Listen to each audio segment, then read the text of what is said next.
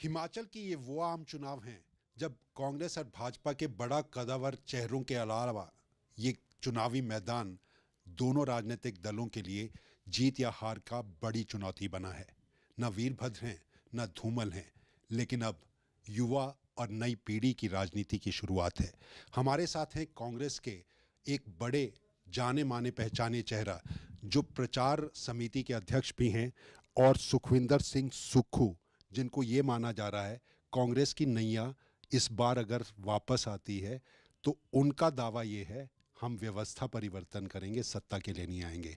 आपको क्यों लगता है, इससे पहले क्यों आपको ये लगता है कि सत्ता मलाई खाने का ही सिर्फ साधन था? नहीं, सत्ता हमेशा से सेवा का साधन रहा है। मलाई वो लोग खाते हैं जो गद्दी पर बैठकर सेवा की राजनीति को भूल जाते हैं और फैसले लेने में दिक्कत पैदा करते हैं। मेरा दृष्टिकोण अलग है। मैं दावे के साथ कह सकता हूँ कि 5 साल से भारतीय जनता पार्टी के मुख्यमंत्री जयराम ठाकुर जी जन सेवा, जनभाव कार्य करने में असफल रहे हैं, कारण रहा है। लेकिन सुक्खू जी, वही दिल्ली तो वो कहते हैं कि सब कुछ दे रहा है। प्रधानमंत्री नरेंद्र मोदी, उनका हिमाचल से लगाव, डबल इंजन की सरकार, हिमाचल की तस्वीर बदलने का काम अगर कर रहा है तो ये डबल इंजन वही दिल्ली कर रहा है जिनके हाथ में आप रिमोट कंट्रोल की बात कर रहे हैं। बड़ा दुख के साथ कहना पड़ रहा है कि आप बोल रहे हैं कि डबल इंजन की सरकार हिमाचल प्रदेश को दे रही है, तो बार बार कर्ज क्यों ले रही है? 5 सालों में 80,000 करोड़ रुपया कर्ज क्यों चढ़ गया?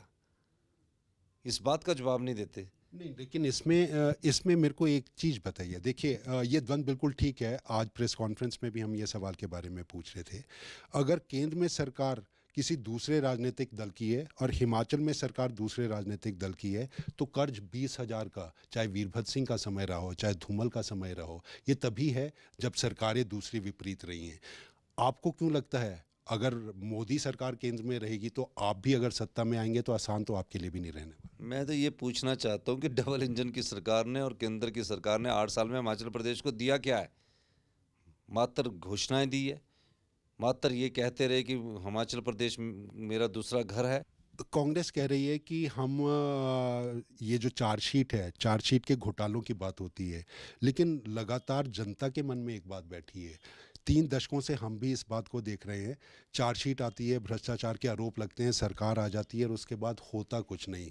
फिर वही चाल जो है राजनीतिक दलों की हो जाती है, दिखाई कुछ नहीं देता, भ्रष्टाचार के चेहरे कटघरे में कहीं खड़े नहीं। नहीं, देखिए, हम तो कांग्रेस पार्टी में 40 साल बाद नया नेतृत्व आ रहा है।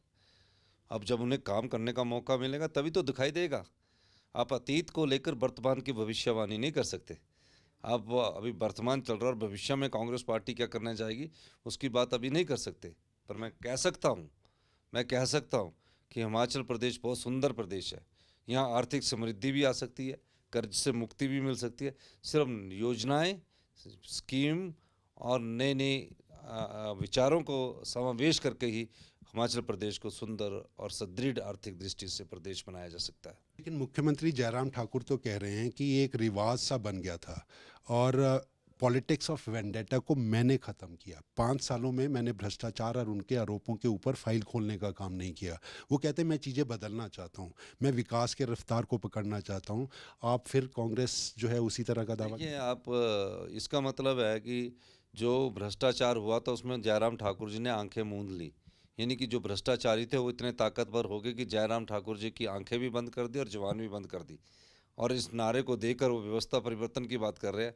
इसीलिए तो हम कहते हैं कि कमज़ोर मुख्यमंत्री नहीं चाहिए। वो तो मिस्टर क्लीन कह रहे हैं अपने को। वो कहते हैं एक आरोप लगाकर बता दे, एक सही तथ्य और तर्क के आधार पर एक सही आरोप बता दे। आरोप तो तब लगाए जाएंगे जब सत्ता में बैठे हुए लोग जब ये बताएंगे कि कहाँ कहाँ भ्रष्टाचार हुआ है। ये जो बेरोजगारी, महंगाई, आपको कौन से ऐसे मुद्दे लगते हैं सबसे बड़े मुद्दे जनता को छूने वाले कौन से, जिनके ऊपर कांग्रेस को सत्ता में लाने का काम करें? नहीं, निश्चित तौर पर भ्रष्टाचार चरम सीमा पर है, कमर तोड़ महंगाई है, आम आदमी का जीना मुश्किल हो गया। गैस का सिलेंडर 2014 में जो 400 रुपये का था वो 1150 रुपये का हो गया। एक रोजगार को लेकर अंतिम सवाल ये है, क्योंकि बेरोजगारों को ये लगता है ये जो बैकडोर एंट्री के सारे मामले हैं, कंट्रैक्ट पहले लगा दिए गए फिर उनको रेगुलर कर दिया गया, आपको लगता है कि इसके लिए जब हमारे पास पहले से हैं चुनाव, हमारे ये जो इनको कर्मचारियों के चयन आयोग, चाहे वो केंद्र सरकार का है या ये है, तो वो सीधे तौर पर भर्तियां होंगी या अभी भी बैकडोर की एंट्रियों का समर्थन कांग्रेस कर रही है? देखिए, हम तो बैकडोर के बिल्कुल खिलाफ है, लेकिन ऐसा है कि किस किस विभाग में किस प्रकार की परिस्थिति है उसके हिसाब से फैसले लेने पड़ते हैं। और हम ये चाहेंगे कि हमारे जो हिमाचल के लोगों को रोज़गार मिले, वो एक स्थायी रोज़गार की नीति बने। तो ये थे हमारे साथ कांग्रेस का बड़े चेहरे के रूप में माने जाने वाले नेता सुखविंदर सिंह सुक्खू। वो कह रहे हैं, व्यवस्था बदलने के लिए हम सत्ता में आना चाहते हैं, सरकार बनाएंगे, व्यवस्था बदलेंगे, जनता के कामों को, उनकी जो दिल की इच्छाएं हैं वो उनके मनमाफिक तरीके से पूरा करेंगे, लेकिन सत्ता को सिर्फ सत्ता भोगने का वजह नहीं बनाएंगे। कैमरामैन सुभाष के साथ अरुण उनियाल, सूर्य समाचार, शिमला।